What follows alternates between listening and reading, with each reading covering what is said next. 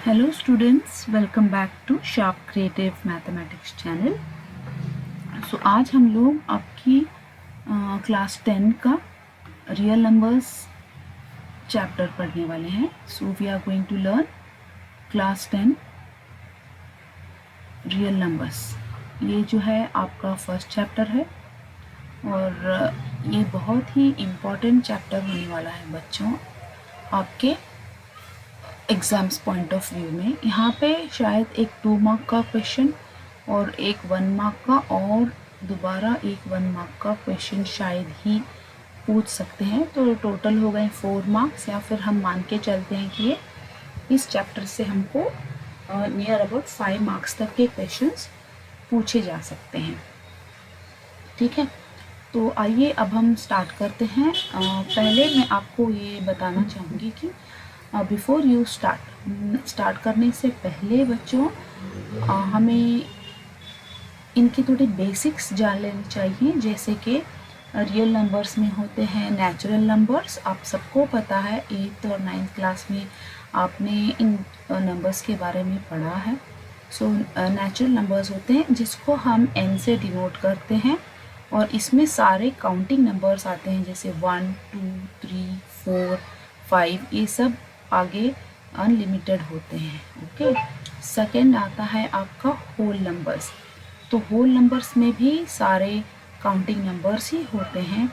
इसमें जो नंबर हमने नेचुरल नंबर्स में ऐड नहीं किए उतने ही एक्स्ट्रा इसमें ऐड होंगे, जैसे कि 0. तो ठीक है बच्चों, 0 से ये स्टार्ट होता है. 0, 1, 2, 3, 4 और and it continues further up to infinity. And then third one is integers. First one है इंटीजर्स. तो इंटीजर्स में हम इसको i से डिनोट करते हैं और आपको अच्छी तरह से पता है कि इंटीजर्स में सारे आते हैं माइनस नंबर्स लाइक -3, -2, -1. फिर इसमें होता है 0 एंड +1, +2, +3 एंड इट कंटिन्यूज. तो इंटीजर्स में होते हैं सारे पॉजिटिव नंबर्स और इंटीजर्स में होते हैं सारे नेगेटिव नंबर्स. तो ये बेसिक है. And next is rational numbers, जो आपने 8th क्लास में पढ़ा था. तो rational numbers can you recall rational numbers किसको कहते हैं? तो रैशनल नंबर्स को हम लोग q से डिनोट करते हैं और ये p/q के फॉर्म में होते हैं. और p and q a belong to i, मतलब i से रिलेटेड होते हैं. मतलब i के ये जो सेट होता है इनसे ये बिलोंग करते हैं. And q should not be equal to 0. अब ये देखने में थोड़ा डिफ़िकल्ट नज़र आ रहा है, बट जब हम एक एग्जाम्पल के थ्रू इसको पढ़ेंगे तो आपको शायद इसका क्लियर आइडिया मिल जाएगा. जैसे कि मैंने यहाँ पे लिया है 2/3.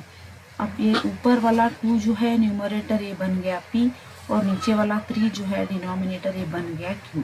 So this 2/3 is in the form of p/q. And q की वैल्यू आप देखें 3 है, तो 3 इज़ नॉट इक्वल टू 0. और 2 देखें, 2 तो है i को बिलोंग करता है. 3 देखें, 3 भी यहाँ पे बिलोंग करता है. तो इसका मतलब ये है. और नेक्स्ट हम इसके बारे में पढ़ेंगे जो है irrational numbers. Irrational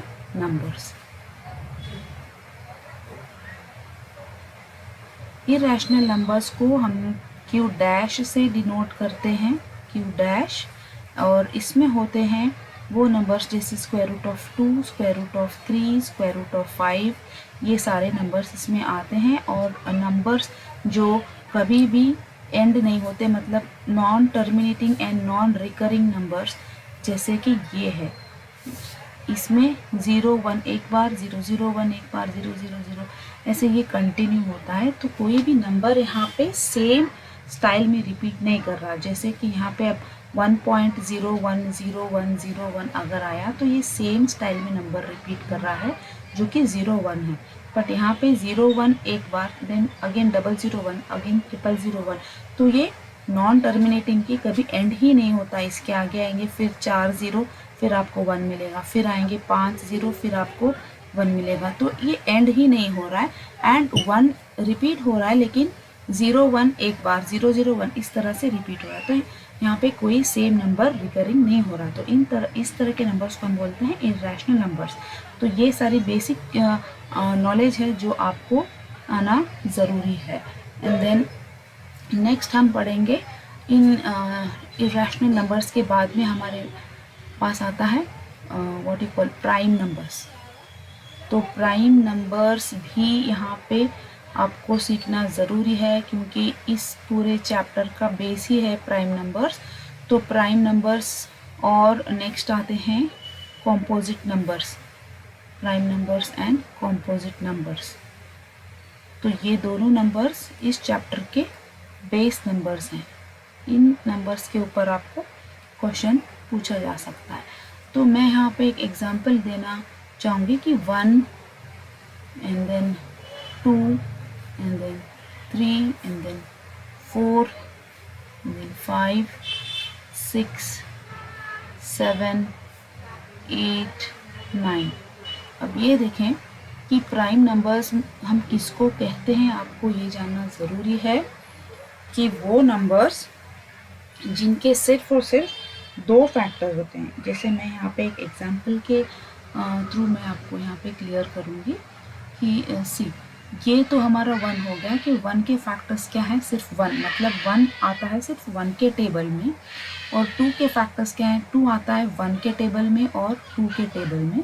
and then 3 के फैक्टर्स क्या हैं, 3 के फैक्टर्स हैं 3 के फैक्टर्स हैं 1, मतलब 1 के टेबल में आता है 3। एंड देन 3 आएगा 3 के टेबल में, 1 और 3 के अलावा कोई और टेबल में 3 नहीं आता। एंड देन 4 को लीजिए, अभी 4 आएगा 1 के टेबल में, and then it comes in table of 2 and then 2 2s are 4 and then 4 1s are 4। तो ये है 3 टेबल में आता है। और 5 की जो है 1 की टेबल में आते हैं 5 और 5 की टेबल में। एंड देन 7 जो आता है 1 के टेबल में और 7 के टेबल में। एंड देन 6 आ जाता है 1 के टेबल में, 2 के टेबल में, 2 3s are 6 and 3 2s are 6 and 6 1s are 6। और 8 आ जाता है 1 के टेबल में, 1 8s are 8, 2 4s are 8, 4 2s are 8 and 8 1s are 8। And then 9 आता है 1 के टेबल में, 1 9s are and then 3 3s are 9 and 9 1s are 9। तो ये सारे फैक्टर्स हमने यहाँ पे निकाल रखे हैं। अब 1 को छोड़ के, 1 को इसलिए हम छोड़ रहे हैं कि 1 के पास 2 फैक्टर्स नहीं है, 1 के पास सिर्फ एक ही फैक्टर है, वो है 1।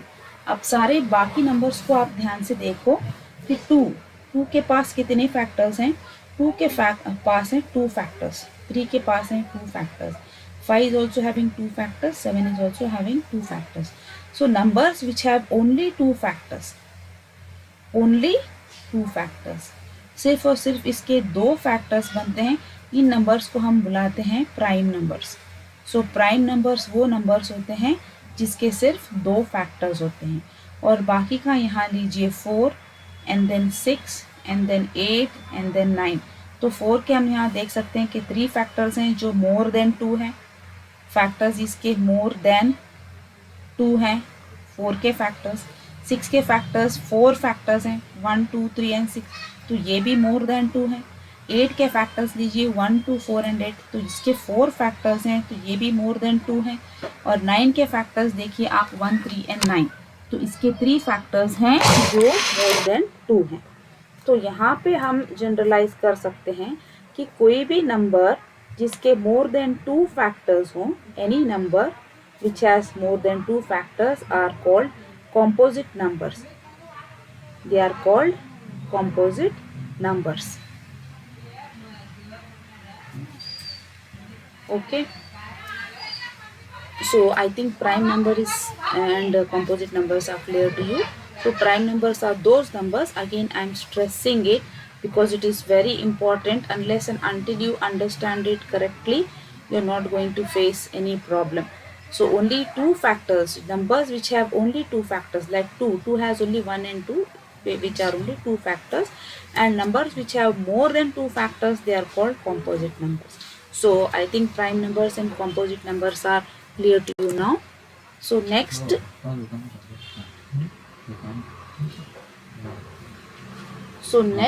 in this chapter we are going to learn about what you called Euclid's division lemma and fundamental theorem of arithmetic. So before we go to Euclid's division lemma, I think it's good to study the fundamental theorem of arithmetic. So I will start with the fundamental theorem of arithmetic. It is also called theorem 1.1. It is also called theorem 1.1, that is fundamental theorem of arithmetic.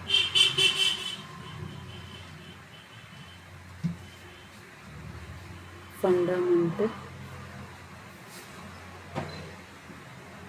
theorem of arithmetic.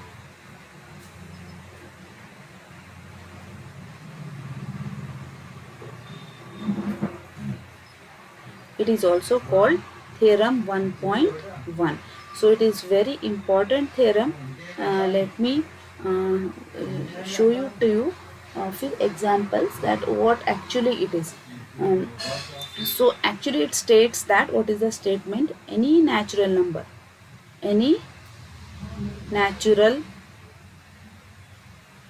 कोई भी natural number जो है वो 1 2 3 4 5 6 ये सारे होते हैं. तो ये क्या स्टेट करता है?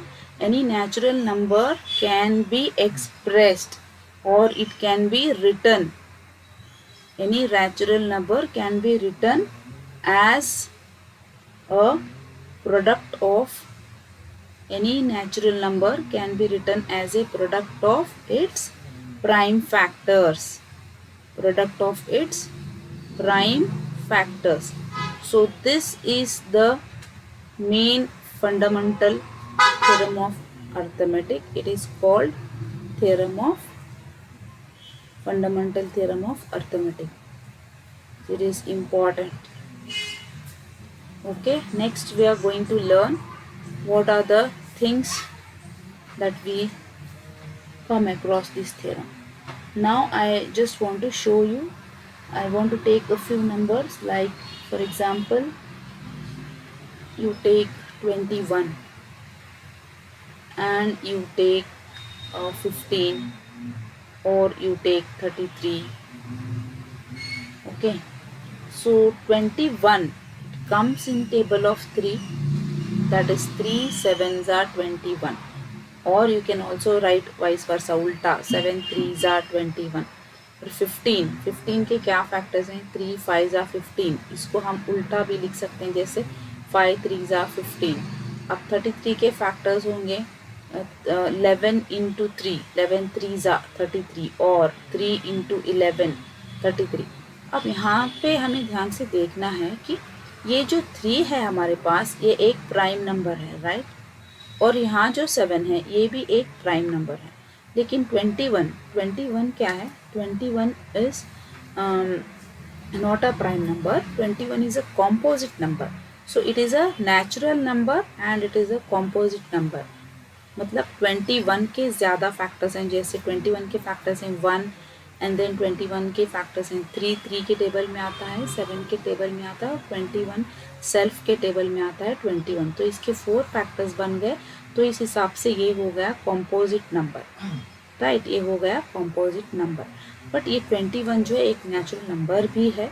ये 15 जो है it is also a natural number. 33 is also a natural number because they are all counting numbers. So 3 and 7 as you can see here, and here also. So 3 and 5 कौन से नंबर्स हैं? 3 and 5 यहाँ देखें थोड़ा. 3 ये prime number, 5 है prime number, 2 है prime number, और 7 है prime number. So 2 3 5 and 7 they are all prime numbers, right. So 21 can be written as 3 into 7. So 3 is a prime number, 7 is a prime number. Again 3 and 5 they are prime. Again 11 and 3 also they are prime numbers. So any natural number it can be written as, कोई भी natural number को हम prime factors के product में लिख सकते हैं. इसका ये अर्थ है कि fundamental theorem of arithmetic हमें ये बताता है. So I think this is clear now. So I am going to give you one number. So you have to try this. You can, I think you can try with 35 and 42, 18, 35, 42. So what are the factors of 18? 18 हम किस तरह से लिख सकते हैं? जैसे कि हम लिख सकते हैं 18 को 6 3 are 18, राइट, बट स्टिल 6 को हम और डिवाइड वी कैन उसके और फैक्टर्स को फाइंड कर सकते हैं जो हैं 2 and 3, 2 3 are 6. तो फाइनल हमारा होगा 18 के फैक्टर्स होंगे हमारे 2 इंटू 3 इंटू 3. तो ये जो हमारे फाइनल फैक्टर्स हैं ये सारे हैं prime numbers, right. So 18 can be written, natural number 18 can be written as the product of the prime factors. So you have 35. How can we write 35? So we can write it as 5 sevens are 35. So 5 is a prime number and 7 is also a prime number, and this is a natural number. So natural number can be written as the product of two prime numbers or any number of factors. So 42. So 42, how you can write? 7 6 are 42, right? Here only 7 is prime but 6 is not prime. So you need to convert this. इस 6 prime नहीं है तो 6 एक composite number है, तो 6 को हमें prime number में convert करना है, जो कि हम इसके 6 के factors होते हैं 2 3 are 6. So 2 into 3. आप देखें 7 एक prime number है, 2 भी एक prime number है और 3 भी एक prime number है. तो इस तरह हम कोई भी composite number या फिर कोई भी natural number को हम एक प्राइम फैक्टर्स के प्रोडक्ट के फॉर्म में उसको लिख सकते हैं. We can write it as a product of its prime factors. So this is the fundamental theorem of arithmetic. I hope you have understood. So according to this theorem you will be asked some questions like express each number you have in exercise 1.1. Those problems, express each number as a product of its prime factors. Express each number as the product of its prime factors. So in number को हम prime factor के product में लिख सकते हैं, जो कि है फर्स्ट वन 140 है. तो how can you write this? 140 can be written as 14 tens are 140, but 14 is not a prime number and 10 is also a not prime number. So 14 can be more broken down into 2 sevens are 2 into 7. So 2 sevens are 14 and 10 can be broken down into 2 5s are 10. Okay, so these are the numbers that you can write as in the form of prime factors. So 140 can be written as 2 into 7 into 2 into 5. Okay, so 140 के prime factors के products हैं 2 into 7 into 2 into 5. They are the factors. Okay, now you can write 156.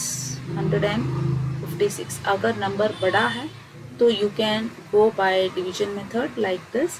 So because last unit's digit is having 6, so you can divide by 2. 2 sevens is 14, 1 is remaining, 2 8s is 16. You can again further divide it as 2 3s are 6, 2 3s are 6 और 1 carry हो जाएगा, 2 9s are 18. So 39 आ गया.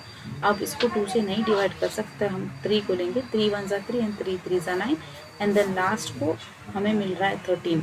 तो 156 के factors हो गए हमारे, 156 के हो गए 2 इंटू 2 इंटू 3 इंटू 13.